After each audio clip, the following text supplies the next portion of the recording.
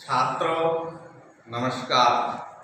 मैं अध्यापक अनिल कुमार शर्मा, राजकीय उच्च प्राथमिक विद्यालय रामनगर बानसूर से ऑनलाइन क्लासेज में आपका स्वागत करता हूँ। जैसा कि मेरा विषय कक्षा 6, 7, 8 के लिए संस्कृत है, तो संस्कृत विषय के लिए एक टॉपिक है समास। तो ये 6, 7, 8 देखिए, कक्षा 6, 7, 8 के लिए उपयोगी है। ये एक ऐसा टॉपिक है जो तीनों ही क्लासों में समान रूप से उपयोगी है। तो सर्वप्रथम तो अपन जानेंगे कि समास की परिभाषा क्या है। समास किसे कहते हैं? दो या दो से अधिक शब्दों के मेल को समास कहते हैं। छात्रों, कई बार अपन संशय में हो जाते हैं, क्योंकि संस्कृत का अध्यापक अपन को संधि भी पढ़ाता है और समास भी पढ़ाता है। तो उसका प्रारंभ भी दो या दो से अधिक वर्णों के मेल से होता है। तो ये ध्यान रखने की बात है कि दो या दो से अधिक शब्दों के स्थान पर अपन ने वर्ण लिख दिया है तो अपन गलत हो जाएंगे। इसलिए इस बात को ध्यान दीजिए कि दो या दो से अधिक शब्दों के मेल को समास कहते हैं और दो या दो से अधिक वर्णों के मेल को संधि कहते हैं। तो संधि और समास में इतना अंतर है कि उसमें वर्ण होते हैं संधि में और समास में शब्द होते हैं।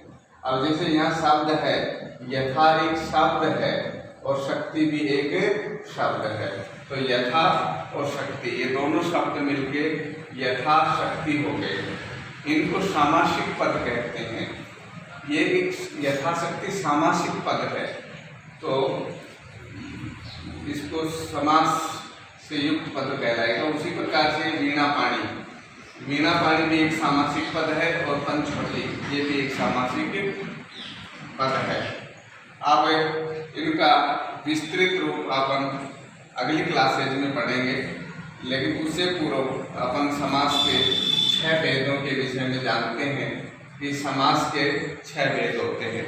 याद रखिएगा कि समास के 6 भेद होते हैं। अब इन 6 भेदों को अपन ने लिखा है अव्ययी भाव समास। पहला है अव्ययी भाव समास, दूसरा है बहुव्रीहि समास, तीसरा है कर्मधारय समास, चौथा है तत्पुरुष समास, पांचवा है द्वंद्व समास और छठा है द्विगु समास।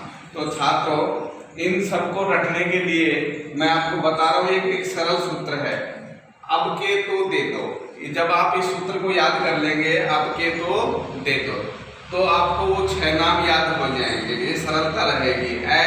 ऐसे अव्ययी भाव, कैसे बहुव्रीहि, कैसे कर्मधारय, तैसे तत्पुरुष, जैसे द्वंद्व और जैसे द्विगु।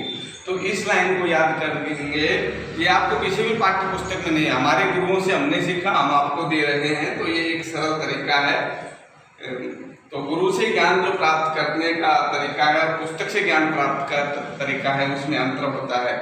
गुरु आपको बहुत सरल तरीके से ज्ञान देता है, तो मैं भी आपको हमारे गुरु से सीखी हुई ये बात बता रहा हूँ कि अब के तो दे दो। इस लाइन को पहले रटेंगे तो अपन को ये 6 याद हो जाएंगे।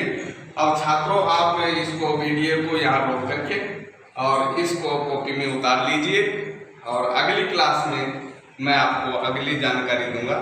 धन्यवाद।